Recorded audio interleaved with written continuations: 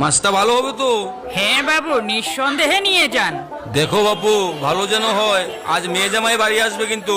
ও ভাই, আমার মিষ্টির অর্ডারটা রেডি হলো? হ্যাঁ দাদা, সব রেডি। এই নাও গিন্নি, তোমার জামাই ষষ্ঠীর বাজার। হ্যাঁ, ওখানেই রাখো। রান্নাটা তাড়াতাড়ি সেরে ফেলি, আর কিছুক্ষণের মধ্যেই তো মেয়ে আর জামাই বাবাজি এসে পড়বে।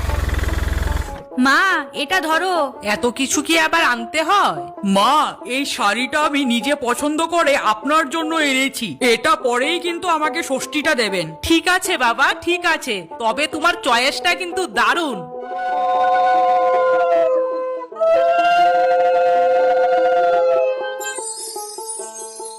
এই গরমে এত রান্না করলেন? এইবার তো বেশি কিছু করতেই পারলাম না। মা, তোমার আরো কিছু করার ছিল?